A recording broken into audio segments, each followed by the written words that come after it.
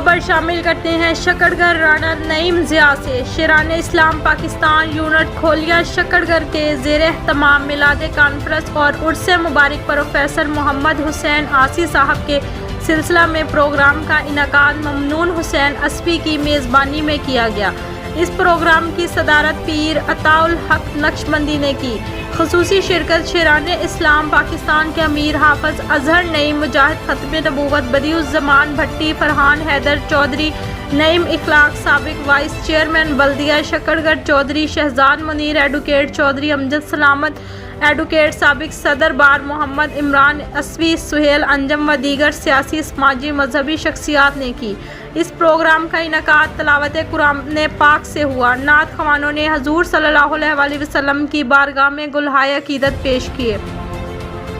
معروف نعت خواں حافظ عبدالرزاق آف پورن نے مخصوص انداز میں نعت رسول مقبول صلی اللہ علیہ وسلم پیش کی اور حاضرین محفل سے داد وصول کی۔ اس موقع پر مجاہد ختم نبوت بدیع الزمان بھٹی نے خطاب کرتے ہوئے کہا کہ ہماری جان مال عزت حضور صلی اللہ علیہ وسلم پر قربان ہے۔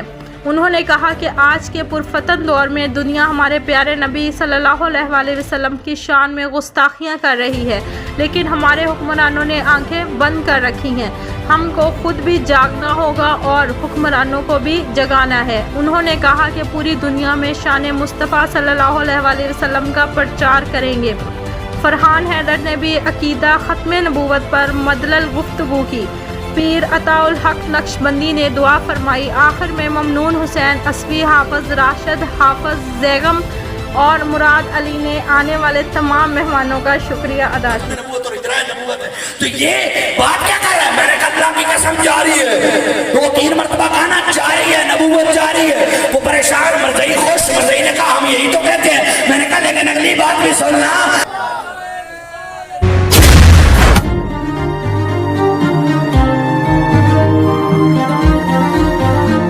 جب ہو گھر خاص جگہ تبھی احساس خوشی۔